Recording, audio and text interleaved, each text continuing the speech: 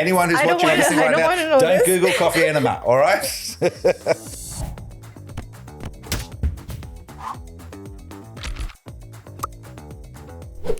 Hello, welcome. Budri Gamawara from the Gadigal lands here in Sydney. It's Startup 360. I'm Simon Thomsen, editor of startupdaily.net, and I am Magella Campbell, CEO of Fishburners. I was about to say double. Oh, I'm so glad you passed that test. You almost lost it there, but you're hanging in. I nearly said perhaps you need a coffee. And why would you need a coffee? I know someone who can bring you one very shortly. I'm excited. Tell us who's on the show today. We have Shreya Gupta, who is the co-founder of Australian Coffee Culture, which is all about coffee. Fishies alumni, is that right? Current members, part of the community. With her partner Bjorn. Absolutely. Pretty amazing because she's focused on Australian coffee, and I have geeked out on that for many years, going back to my time living up in Byron where they grow it, along with up in Queensland. And I think the numbers are quite extraordinary because it's quite niche. It's only 1% of Australia's coffee consumption and production. We import the rest, but it's a really interesting and distinct flavour. I know they did a coffee wheel only a few years ago to identify what Australian coffee is like.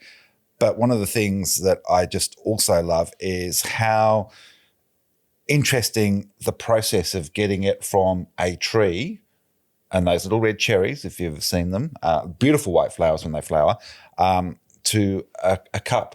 It's a miracle that you can actually drink decent coffee, but it's also remarkable how far we've come. Coffee has been its own technical revolution, if you think about it, over the last 40 or so years, from when we were all drinking seriously shit instant coffee to then we started getting ground but incredibly stale coffee and putting it in coffee presses, cafetières, felt very sophisticated in the 80s, drinking coffee from those, to where we are now, where everyone is obsessed with espresso.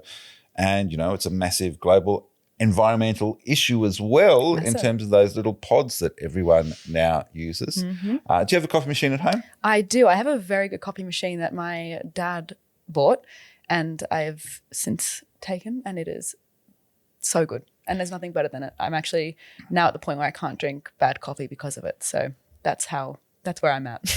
Back in, 20 plus years ago, I think it was one of my first pays for doing the Good Food Guide as a reviewer or editor. I can't remember what. Maybe it was 30 years ago.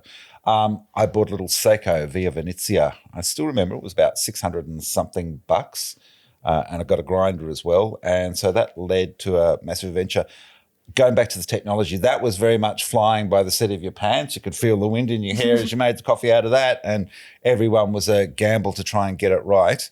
Do you have any friends who do the scale thing? They get the scales out and they weigh the coffee before they put it in? No, but I have seen that on TikTok, and I think it looks cool. But I'm like, at what point do we take it too far? I don't know. Yeah, the OCD aspect of how some people drink coffee is just overwhelming. But what I love now, and I'm going to do a quick product placement for Breville. We bought one of their machines, cost a couple of grand, because there's all that. You can spend tens of thousands of dollars on a coffee machine if you want. But the computer's in this now, and what it tells me about the grind. It tells me when I've got the right level in there. It measures it out for me. It does the milk and measures that as well. And it's like, I love the set and forget stuff on it. It's kind of really cool nowadays how to make a coffee from scratch. We live in a very good time, a time of good coffee.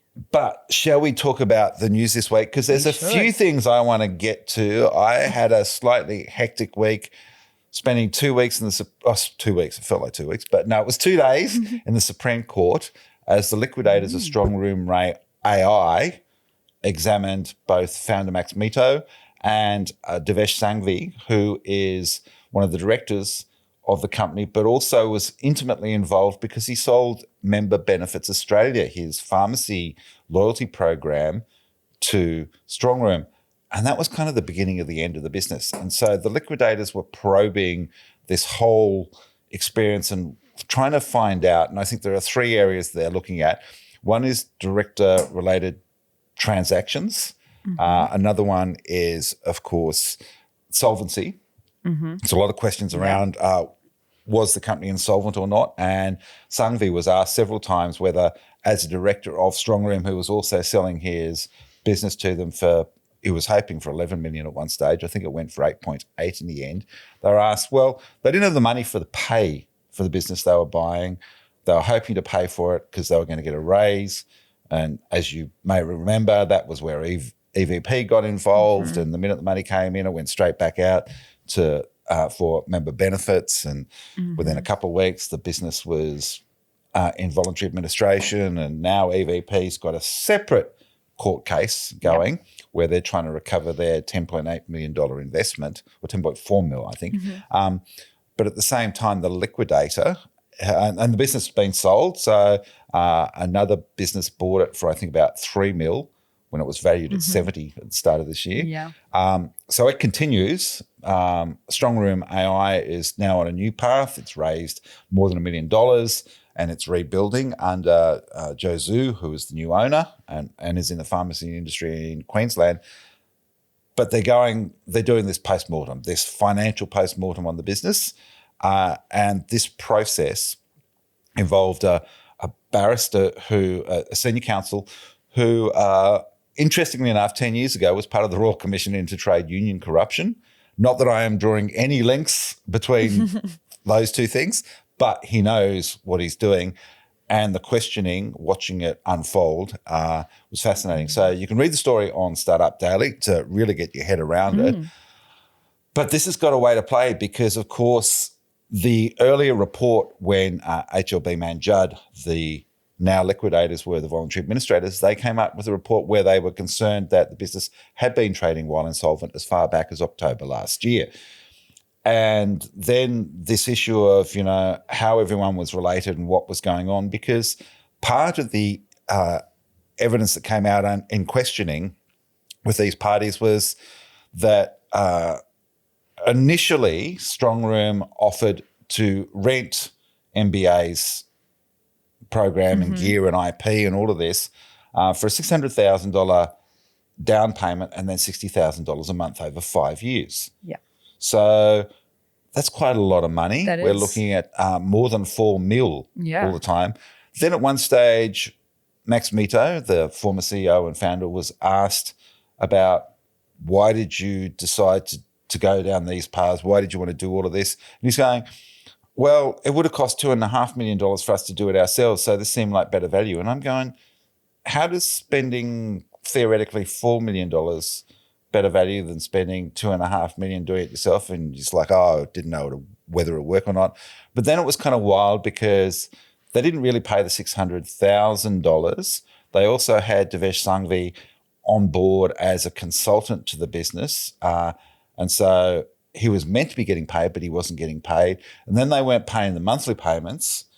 And then it turns out that member benefits had a couple of $100,000 in a tax bill, with the tax office chasing them. And the tax office was also chasing StrongRoom to pay its tax bill, which kind of often wavered around the 100,000 plus mark. So there was a lot of juggling of plates and trying to keep everyone on side. And then part of the evidence was also that StrongRoom did a deal with the tax office to have a payment plan, then didn't meet the payment plan.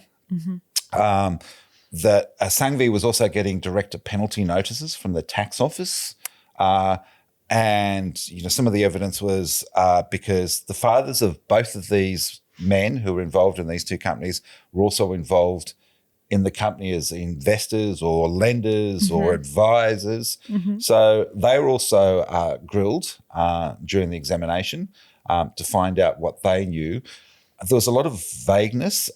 Max talked about being fuzzy. It was a fuzzy time on occasions when he was trying to remember what was going on. The other thing that I think I was just a little bit surprised by, and there's a lesson for this for all founders, is the board meetings. No one was sure if anyone was taking minutes. No minutes were presented at the subsequent board meetings for ratification. There was a lot of documentation missing in terms of what was going on, to the point where in the end, StrongRoom had signed the deal, had acquired MBA, and one of the directors, Gail Marcus, sent an email to Rowan Gray, who was from Artesian, investor, also a director of the company, kind of asking, wait, what? We've bought MBA. This deal had been done, signed, but of course not paid for because they didn't have any money. And so she was slightly worried about what was going on that front. And her responsibility as a director, Max Mito, in evidence, sort of replied, we had a bit of an issue with board members not always remembering details. And then he said, it was a bit of an odd question coming through, and we reminded her that we had acquired MBA. But this is a company where he talked about, it was informal, the note keeping around the board meetings that, I'm loving your face right now. It really was quite extraordinary, some of the responses and questions that were coming out, because Divesh Sangvhi said that he didn't take any notes during board meetings. Max thought that Christopher Duray was taking notes, minutes during the board meetings, because he could hear him typing, but he's not sure. And minutes were never presented in the end. And it was only kind of when the company went belly up that Duray then emailed a whole bunch of minutes to Sangvhi so that he has copies of those, which, weren't contemporaneous. They were sort of, we don't know. But I was fascinated because the impression I got is that they're also looking at, the liquidators are looking around the issues of preference when it comes to payments, preferential payments. And so if you think about the Corporations Act and what's going on here, there are some absolute landmines for the people in this company. And it seems to me that that's what they are exploring in this process, to figure out who was where doing what, and did what happened comply with the Corporations Act, because it seemed to be very fast and loose with the money and the deals, and it wasn't necessarily done at a board level. Mito sort of responded that on occasions he'd have conversations with directors, ongoing conversations with directors, but not in the setting of a board meeting, just outside of the board meeting, and things would be planned and plotted that way. And part of what happened with the buying of MBA, which in the end was for $8.8 million, was that initially the board had given him direction, don't do this unless there's a get out of jail card on not being able to get the funding.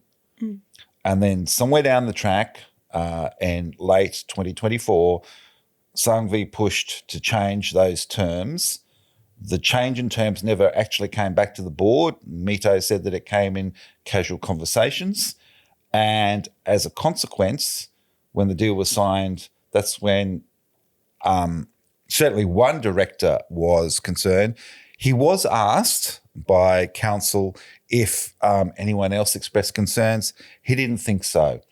But I did love about the fact that he replied a couple of times that he was fuzzy about details around what was going on. Now, one of the things I have to say about what happened is, of course, every conversation, every response from the four people who were examined started with privilege.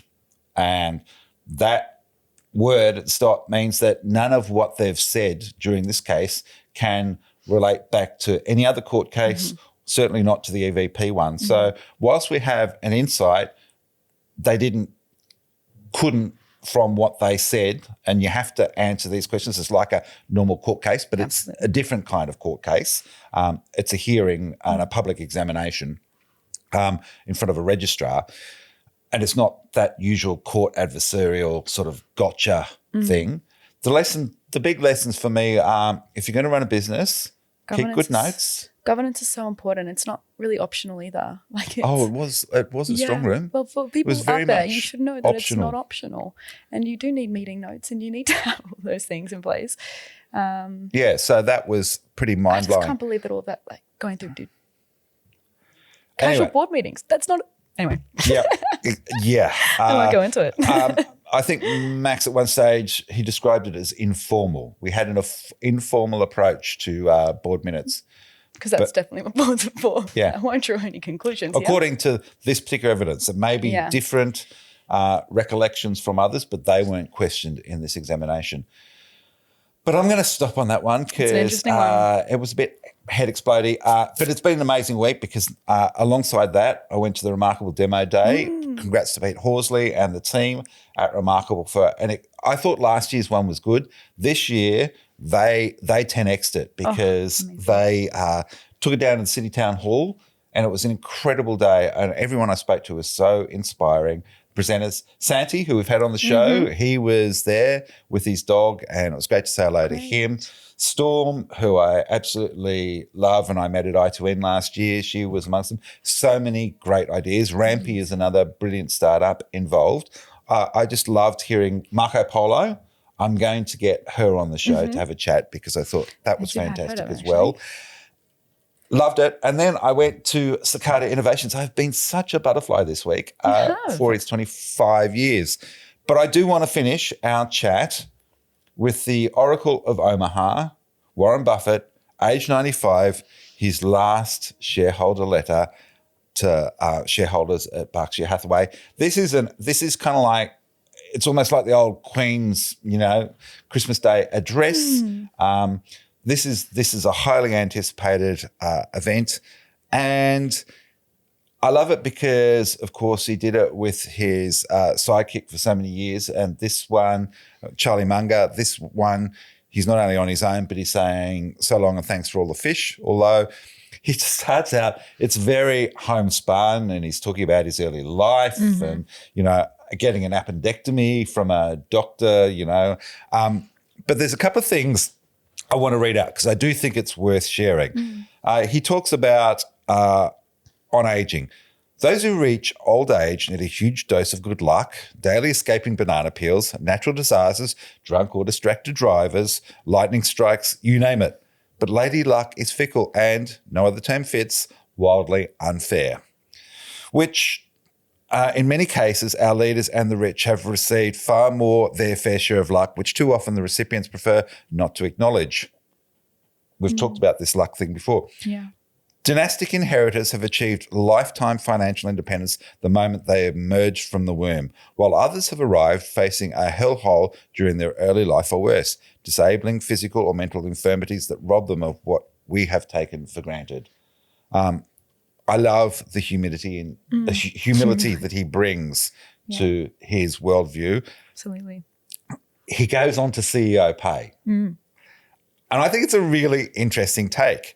During my lifetime, reformers sought to embarrass CEOs by requiring the disclosure of the compensation of the boss compared to what was being paid to the average employee.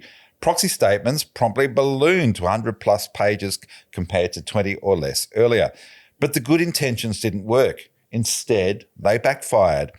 Based on a majority of my observations, the CEO of Company A looked at his competitor at Company B and subtly conveyed to his board that he should be worth more. Of course, he also boosted the pay of the directors and was careful who he placed on the compensation committee. The new rules produced envy, not moderation. The ratcheting took on a life of its own. What often bothers very wealthy CEOs, they are human after all, is that other CEOs are getting even richer. Envy and greed walk hand in hand. And what consultant ever recommended a serious cut to CEO compensation or board payments? Absolute wisdom there. Absolutely. That's such an interesting take. My favourite part, a few final thoughts from Warren Buffett. Would you like to read them to our listeners? It would be an honour. One perhaps self-serving observation. I'm happy to say I feel better about the second half of my life than the first. My advice, don't beat yourself up over past mistakes. Learn at least a little from them and move on. It's never too late to improve. Get the right heroes and copy them. Such great advice there. He talks about what you'd like your obituary to be and refers to Alfred Nobel, of course, of Nobel Prize fame, who reportedly read his own obituary when it was mistakenly printed after his brother died. The newspaper made a mistake.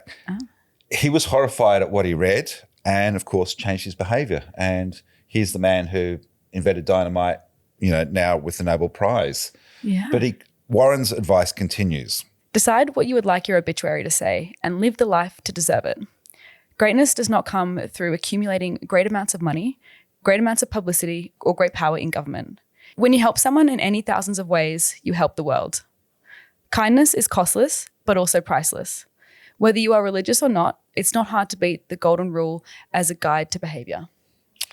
So I just, the Oracle, it's a guide for life. Yeah. A man who's lived for 95 years. He finishes, I write this as one who has been thoughtless countless times and made many mistakes, but also became very lucky in learning from some wonderful friends how to behave better. Still a long way from perfect, however, he writes in brackets. And finishes with, keep in mind that the cleaning lady is as much a human being as the chairman. Absolutely. That's so... Thank you, Warren Buffett. Yeah, that's so important. I just love that. Yep. Wholeheartedly. Should we get our guests in, talk to Shreya about coffee and ramp things up? Absolutely. Let's get into it. We'll be right back.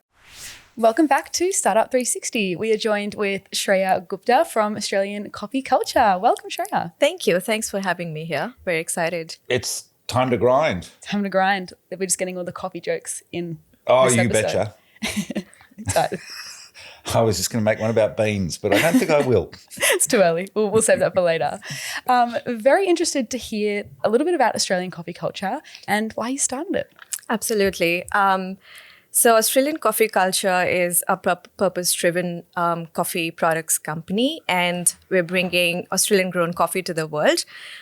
People actually don't know Australia grows coffee, and the more we read about it, it just really consumed us. Like, we really got drawn into the stories about the farmers, about the expert roasters, and the coffee culture here in Australia. And then we realized, like, hey, lots of products out there in the market are not very consumer friendly, like they're not healthy products. And we wanted to bring something really good that celebrates Australian grown coffee, as well as the experts here in Australia. Australian coffee culture almost sounds like a contradiction in terms, but we are pretty obsessed. And there was a story on Startup Daily this week talking about the Sydney versus Melbourne rivalry, which of course is always an argument over better coffee. So I'm just going to straight to it. Where's the coffee better, Sydney or Melbourne? Oh, that's a tough question. Don't get me into it. I would say Australia I thought I'd start with a war. I would say Australia has the best coffee, and that's where we're heading towards. Amazing. Now, what is it that you like about it? What, aside from the fact that, yes, there can be some really ethical issues around supply chains in coffee, it's a very long, complex process, and the Australian growers do grow some really interesting, sweet and quite fruity coffees. And there are a couple of regions. One is around Byron Bay in northern New South Wales, and then the other one is up near Cairns on the Atherton Tablelands. And they're very different in personalities. I mean, we also grow tea in those two regions too, just so you know. Do we? You get all your caffeine fixes. We don't grow Red Bull. No Red Bull trees out there. Haven't got Red Bull trees. You can't bring them into Australia. Not yet. But yes, what is it that really drew? Was it the flavour or was it the ethical principles? I think there are lots of layers to it. And maybe I could share the story. Last year, when just one day we were having coffee and we're both really big coffee lovers. And we were like, we don't really know where our coffee comes from. And then just jumped on doing some research online and found that Australia grows coffee and really felt like, okay, if I really know, where my coffee is coming from, it tastes different. It feels more personal. It's a more holistic experience. And then just digging a bit more into the coffee industry, learning all the practices that are there out in the world and what Australian coffee industry has done, mainly Australian grown coffee industry, the farmers, the cleanliness of the coffee. It's really clean coffee. It has, so Australia has bought a really good powder control. So there are no pests around the coffee, so the pesticide free. And it has got this unique terrier around it. And you really see the farms growing the coffee. The farms have been there for multiple generations. So all of these layers really drew us into building something really nice and bringing all this story to people. And we just got very excited about it. That's great. I feel like there's a lot of probably parallels between like wine and coffee and also those stories. I think the wine industry do a really good job of drawing those together. And your background is in growth, right? My background is in growth. So I'm interested to hear, is this something, particularly the storytelling side, is that something that you feel is like a gap in the market and something you're addressing more with Australian coffee culture? I think yes, for sure. I do believe that in the coffee industry, more and more companies are now owning the story, the origin stories. But the coffee is still coming from so far. It's really hard to touch it, like really hard to experience it. And yes, from my background and from beyond my partner's background, we're both really passionate about building good things and really bringing good stories to the forefront. So yes, that was the driver. But I'm interested. Surely you could have spent the rest of your life at Deloitte telling everyone else what to do and charging them a fortune for it. Sort of. Why the risk of going out on your own in a small business? Yeah, that's a really good question. I've been in this industry for about 12 years, worked with Deloitte for about 9 years. And I did feel like there was something inside me that was just not happening. I really felt that chaos, that something just needs to come out and I don't have the space to do enough of it in a tight environment. And yes, for sure, Deloitte's a great place to work, but I did feel like there was a need for me to get out and, get my hands dirty. It's something. So how did you make that transition? Was it really just jump off the bridge, or was there help along the way? You and your partner discussed it. What was that moment? Because I know there are some great programs around Australia. Yep. Press Play Partners, of course, is one of those, helping women move from corporate life into startup mindset. I haven't heard of that program, but that would have been really nice. You have to drink Victorian coffee if you're doing that one. I will go to Melbourne and let you know when I do. No, I think last year when we were really discussing this business idea, and Bjorn has really good experience into the startup world. So he's done a couple of startups before, and he was with Fishburners as well before. And we just got very passionate about this idea and started doing it. And I was working my full-time job at the same time, and so was he. And then we decided, okay, we're going to do this, but we're also having a full-time job. But I think eventually the transition just became very clear.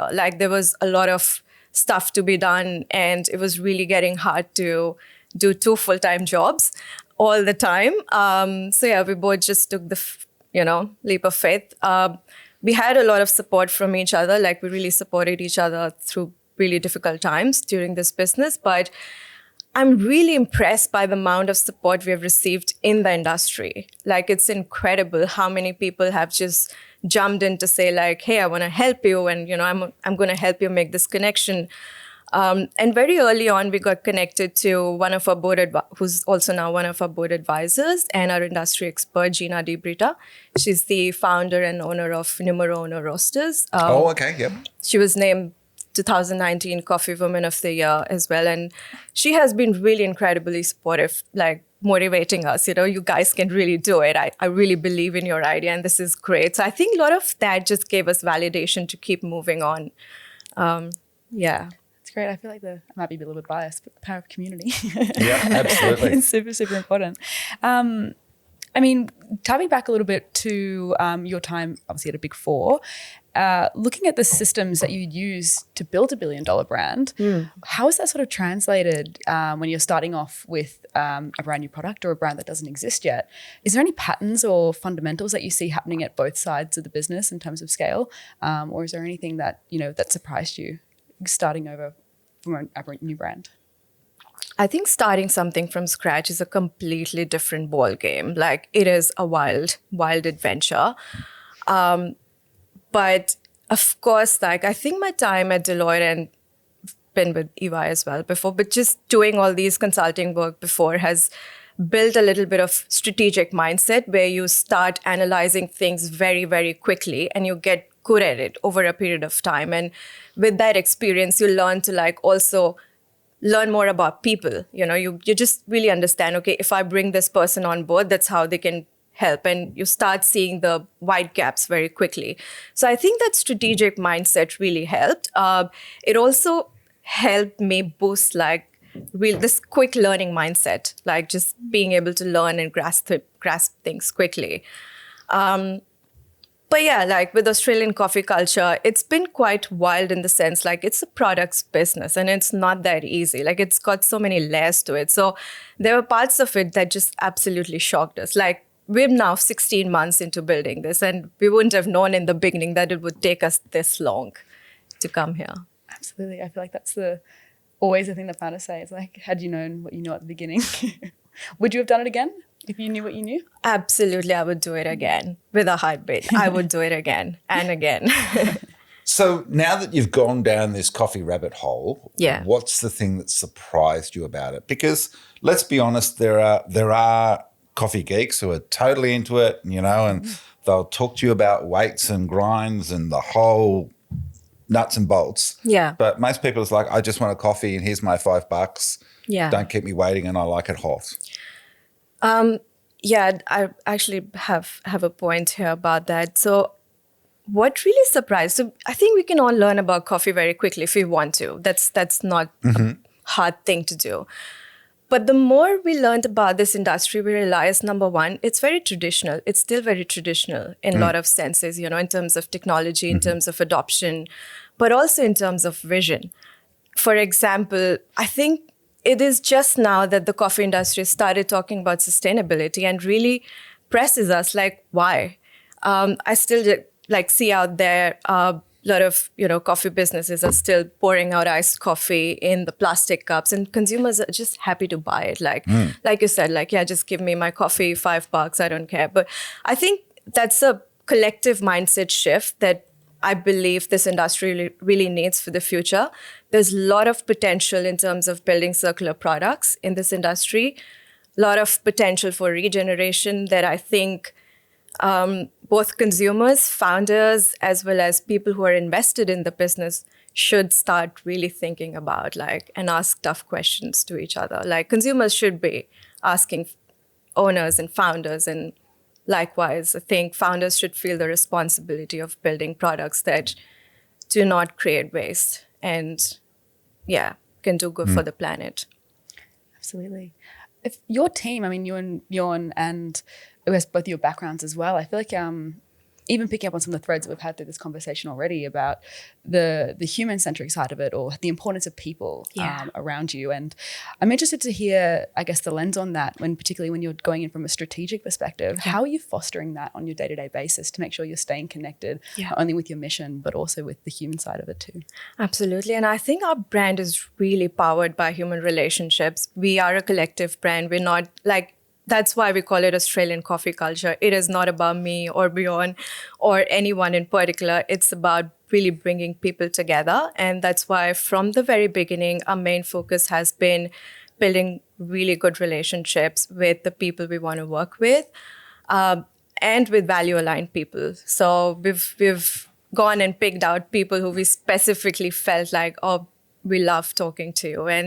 And it's a human relationship. For example, Gina, she's been part of this business from very early on. And then our first farming partner, which is the Skyberry Farms. Oh, the Skyberry Farms. They're up at Atherton. They are in Atherton, yes. And oh my God, it's such a coffee plantation tours up there. Ooh. Oh, wow. Yeah, and the family is amazing. We've been speaking to, they've been so supportive, the whole McLaughlin family and Candy McLaughlin in particular. So just being able to build this ecosystem together has given so much power, but also put this perspective of, being collective and really empowering the whole ecosystem as we move forward. That's great. You got to meet Rebecca Zenfeld up at Zenfeld's in Byron Bay, who were one of the OGs in the area. And I used to get addicted to their chocolate-coated coffee beans, which are fun. That sounds you can amazing. just mainline them. Have to get that in. But I had to stop. Cut yourself off. Too much coffee, too much chocolate. Look what happens. All right? This is all chocolate coffee beans. I'm blaming the guys in Byron for that. Coffee beans that taste like chocolate. But flavours, thinking about it, is there a particular flavour profile that you like? So I think I'm really interested, the more we're learning about Australian grown coffee, especially the Skyberry coffee and what we've brought to the table. And Gina has done an incredible job in roasting Skyberry coffee to a very interesting flavor profile, which is, chocolatey. It has got this hazelnut, pack to it, and then a bit herbaceous, fruity side as well. So it's kind of punchy, but not in your face punchy, fruity. So I'm really enjoying that at the moment. And I think every day we're tasting our products. So it's like, oh, loving this more and more, loving this more and more. So yeah. It's good.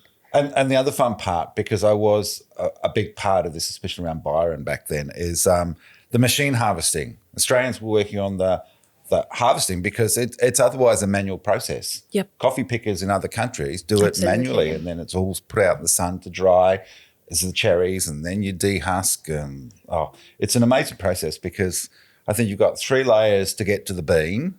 You've got to get the bean dried to a certain point, and then, of course, the roasting. And if you think about making a good cup of coffee, it's extraordinary because then you've got to decide on the roasting profile to get it right. Yep. And then, of course, you have to think about how long it's been sitting around to get maximum flavour.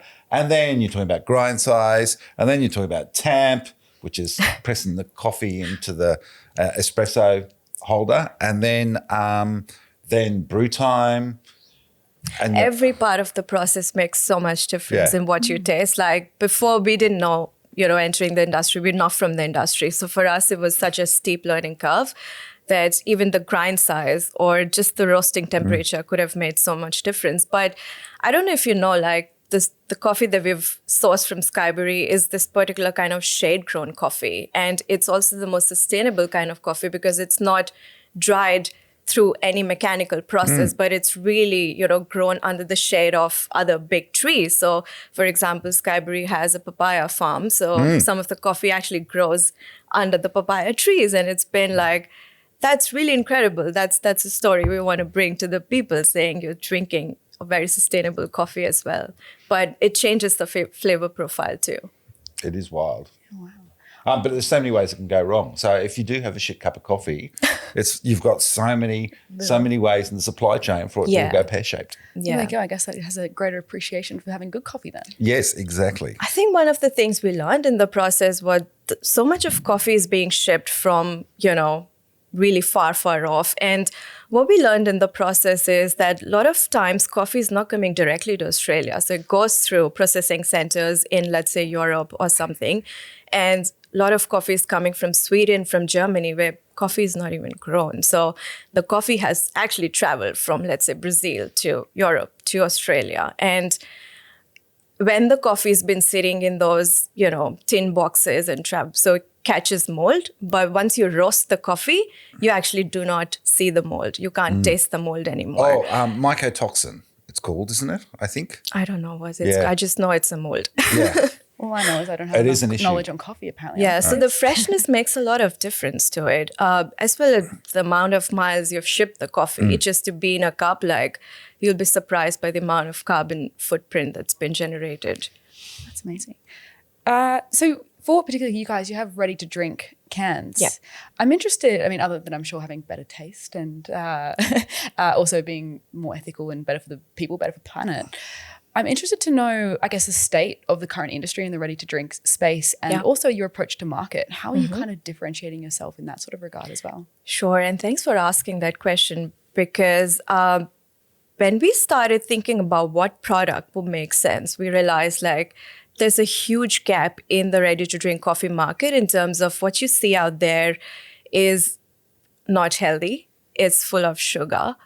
And a lot of times it's not also coffee. It's very, it's synthetic and no one's really championing coffee. So it's kind of like a caffeine kick. I would say the more we saw the products, we were like, coffee, where's coffee? I want coffee. There's no coffee there. So the clear differentiator for us is, of course, we're bringing Australian grown coffee in a ready to drink can, but it's healthy. It's fully plant-based. It has no nasties in it and absolutely no added sugar. So I would drink that coffee, we want to feel good about drinking something ourselves and that doesn't give you this really burning sensation. So that was a real market gap that we're fulfilling. And in terms of go-to-market, I think we're really trying to target people who love coffee, but also trying to position ourselves as a premium ready-to-drink coffee brand.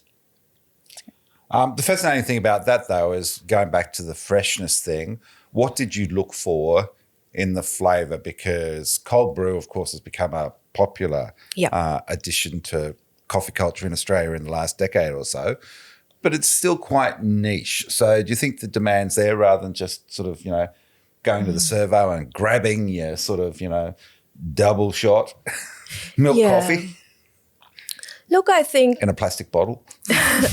that we absolutely hate. I think Australia has got this really interesting culture of having this warm cup of nice coffee in the morning, and we absolutely do not want to change that. Like, that's something We invented the flat white. We're not after. But it's this idea of having a good quality coffee on the go, anytime, anywhere. After sometimes the coffee shops have closed, 2:00, 3:00, and you've got a long day ahead of you. You want to go, or you're driving. So yeah, that's the sort of target for us. That's a good, important gap. Yeah. So coffees or cafes, that's like my number one trife around all things, the 2:00 slump. And and you walk around, there's nowhere to go. Yep. And good coffee. What we mean is good coffee. So yeah, cold brew, it's trending as well. I think it's a big trend, especially with Gen Zs nowadays, that they love their cold brews. But as well, why wouldn't you have a cold brew in a more sustainable format? It's a can that you can 100% fully recycle it. It's not in your plastic cup. So that's the sort of behavioral change and the mindset shift we want to drive towards too. Cool.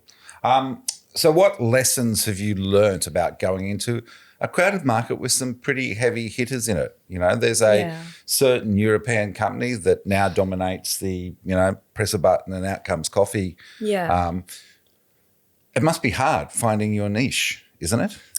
It isn't, because we're not seeing competition here. I think we're learning from everyone, to be honest. We've things to learn from all the big players too. And as well as the idea of building Australian coffee culture is to build an ecosystem. It's a collective effort of a lot of people in the supply chain, a lot of players in the supply chain and people who have, jumped in to support us. So it is hard, I would say. And the only thing we're trying to do is just trying to do things better, trying to build things with a vision, I would say, a vision of building good products for people and for planet as well from the beginning. So it's not a story of sustainability 10 years later down the line. It's a story of building a regenerative company from the very beginning. That's great. And making Australian coffee a thing. A thing, yes, a premium thing. People need to know. Absolutely. I'm surprised it doesn't have a more, obviously we're here, we know how much we love it, could be a little biased, but I'm interested to see the global scale of this as well, and I guess making the world love Australian coffee, because when you're traveling around and you just, maybe you're in the US or even Europe or whatever else, you just want a good coffee. Yeah. Is this another area that you feel like you're able to fill with this particular? We will.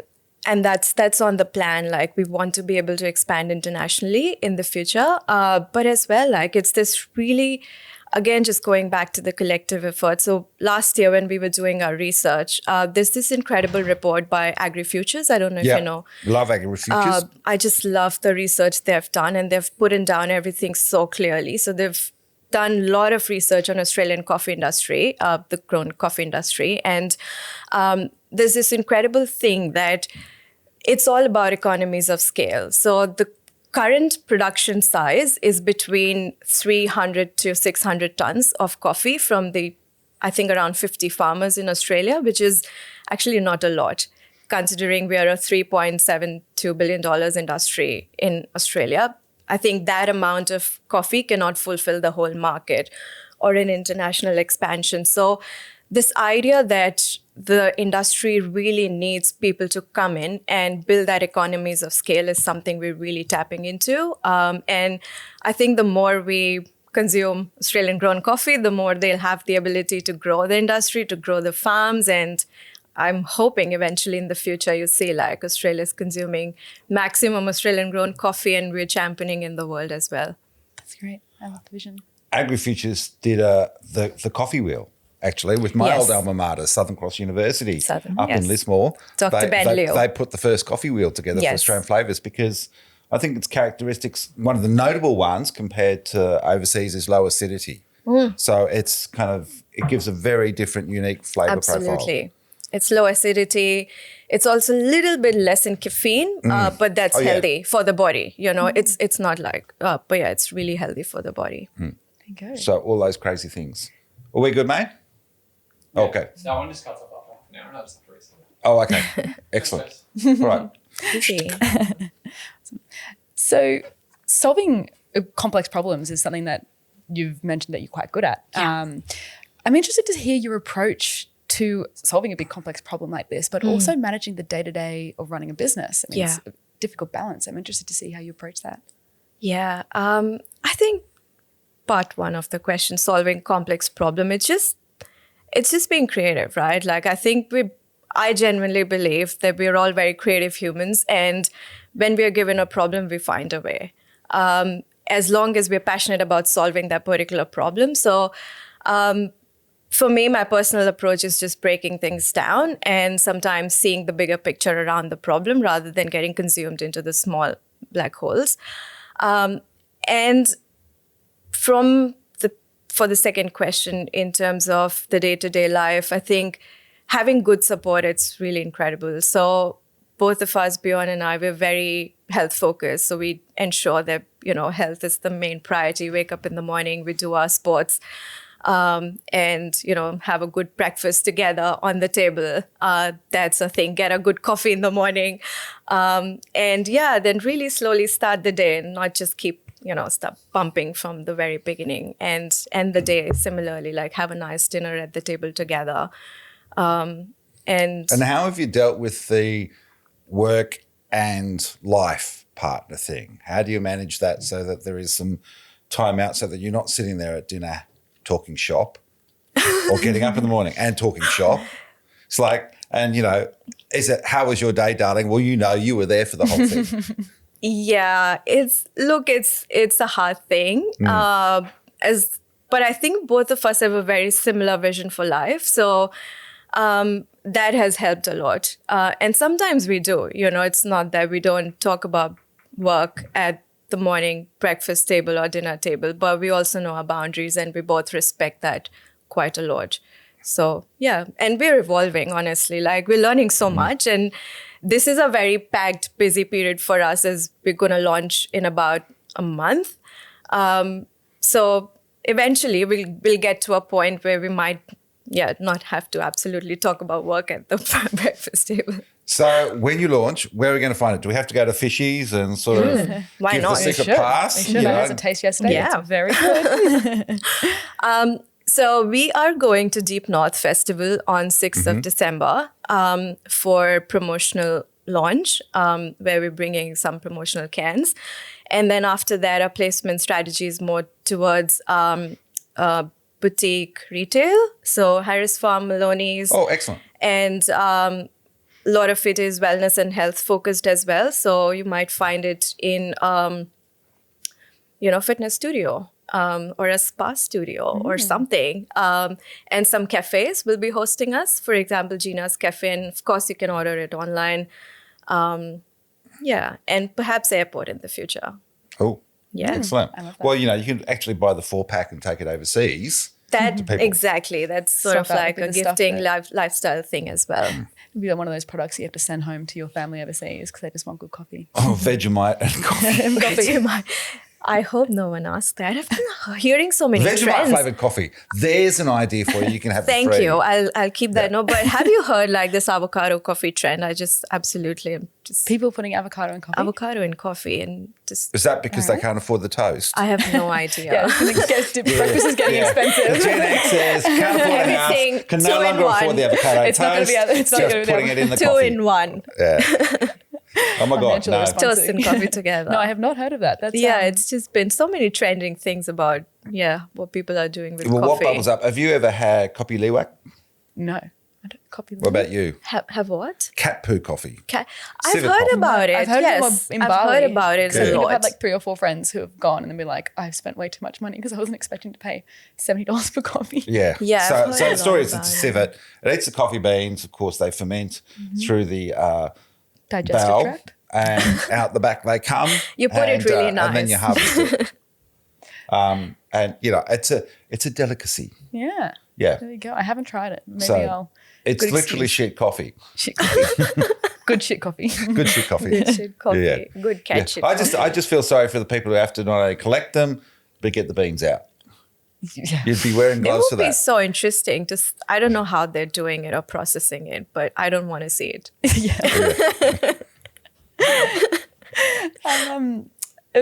FMCG is a notoriously tricky type of business. I'm interested to see what challenges you've come across so far, and how you've been managing, I guess, that more difficult side of the business.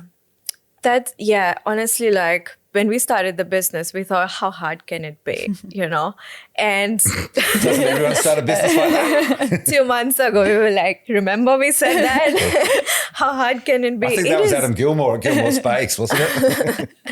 It is hard. It is incredibly hard it's got so much layers to it, operational layers in terms of you have to,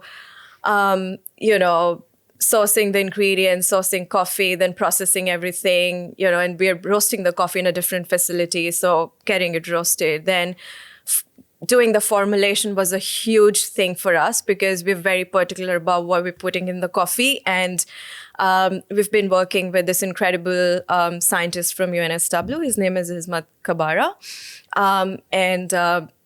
It's taken us 6 months to get to a point where we were actually happy with the ingredients. So there's quite interesting like vitamin E and all that sort of stuff in the coffee. And then finding a co-packaging partner, so where we can have a facility. So that took us like from February 2025 to September 2025, just to find like, and there's I think the manufacturing industry itself in Australia is really hard. Like there's not many players out there. So that's why people are shipping things, exporting like the manufacturing part and then shipping it back. But we were very hard bound on finding something here. So someone has stepped up. The new facility down in Victoria, and he's got an incredible background as well. So yeah, it's been quite a lot, to be honest. And then the packaging, getting the branding done, designs, lab testing. So yeah, it's too much stuff. And then you have to do like marketing, you have to do financials, all the tech stuff on the side as well. So it's like, okay, it is hard. It's a lot. It's a lot. It makes me feel exhausted before I even get up to drink the coffee in the morning. That's why you need a good That's source why of you need energy. coffee. Oh, Yeah. You make coffee and then you drink coffee. What impact, if you were, at the end of your business journey with this, what mark do you want to have left on the world as a result of the work that you've done with ACC? That's a big question. And that to sum up in like one thing, it's hard, hey? I think our vision is very clear. Like we want to grow the consumption of Australian grown coffee from 1% in Australia to, a bigger number. So that's something we're absolutely aiming. And I am so, like, we both are so, we have this vision to build like this whole circular economy around the coffee industry. And if there was one big vision, it would be, could Australia be the only nation or the first nation to be, to do circular coffee, to have the circular coffee industry. So yeah, the first nation. Wow. Important information. I'm just doing the maths in my head. So if we could double it, because we drink about 6 billion coffees a year here in Australia. Yeah, 6 billion. So 1%, what's that make it? 60 million or so? So I think 60 million. Yeah. So that'll go to 120 million Australian coffees. But the other important thing is coffee grinds, quite good for your compost. Very useful on that There's front. so much you could do with, coffee grounds. Like you can grow mushrooms on it. You can make beauty products from it.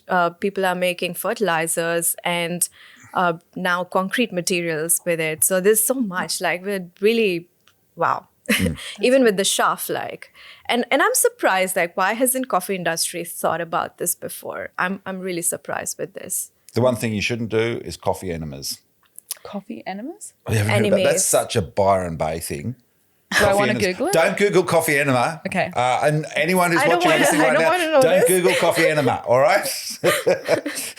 I'm going to Google it. I suppose the main thing is it goes in brown, comes out like that too, but just one of those really weird things that happens with coffee. I really do know way too much that I shouldn't know about coffee. Is there too much to know? Oh my God. But what a brilliant idea, wouldn't it? Just Honestly. to sort of, 99% of our coffee is imported. It is. And we grow it here. Great to have you on the thanks show. so much. Thanks for joining us on Startup It was 360. fun. And we look forward to the launch. And we probably need some Absolutely. product placement here in the We coming would. weeks. In the That lead would up be to Christmas. awesome. We do. Right. Absolutely. And we can sort of have a couple before the show and see And if the one show after. speeds up. I don't think I need to talk any faster. Come on. No, All right. it's not that All the best with the launch. Thank Great you to have so you much. along. Thanks for having us. And thank you. You're welcome. So what's on your weekend? Oh, We're this just weekend? chilling. Chilling. Well, I have to say a very happy birthday to my wife, Sally Webb, Happy birthday. who's turning 40, let's say. That's a great number. And she's got all of her BFFs coming over for dinner on Saturday, so that's great. It was also our wedding anniversary this week, so happy anniversary Congratulations. to Sal for that, or commiserations, I suppose, after 20 years. But yeah, Well somehow she's managed to hang in and still do with me, so I'm grateful for that. What about you? My weekend is, I haven't even thought that far ahead. I'm defending my garden from bush turkeys. You've got the North Shore bush turkeys. Yeah, but my dog's been helpful, so that's good. I've just caught him today. But I've had all my efforts of putting in these plants, and now they're just, my heart's broken because they're just getting eaten. All my hard work, except for the chilies, they're safe. Right. Well, I'll give you some more chilies and maybe you can just plant them We can all do a around chili it. swap. Well, my good luck weekend. with that. And I'll give you a couple of recipes too. Thank you. I'll need it. Yeah. It's like it's a little bit like Apparently, look at coffee grounds help, supposedly. what you With the smell, You throw them away at the from turkeys, scone them with them. I will at this stage. Anything works. No, I'm kidding. I do not. Now, support don't do anything like this. They are actually, not condone as it. annoying as they are a protected Australian native bird. Exactly. Who is probably sort of the new bin chicken in terms of They how are a they've little just bit, taken yeah. over urban Sydney. It's They rather certainly amazing. have. They used to be quite exotic and now it's just like, oh, another bloody Another bush one. turkey. Yeah. Anyway. Well, that's my weekend. My raging weekend. Yep, exactly. Water pistols. That's a good I one. wonder if, we'll have to ring stock National up. Park and find out if we can water Probably pistol will. turkeys. Water bombs. No, No. they'd have to be environmentally friendly. Yeah. Natural pesticides. I'm going to stop now before I get arrested for whatever. There are so We're many going to get choices. cancelled. But this show is a Smart Co Media production, produced and edited by the fabulous Dad Mac Jackson. Thanks to Ella, to James, and everyone else who helps it happen, especially you. Thanks to you. I I just don't come thank you here enough. and talk. No, I don't think you guys enough. But you are honestly. good. Don't forget to subscribe to the show on Apple, Spotify. You can also watch it on YouTube. And, of course, startupdaily.net for all the latest news. And a big hello to my friends at Smart Company too, Eloise and the team. Don't forget their great stories as well. But we will see you next Friday. Have a great weekend. Bye for now.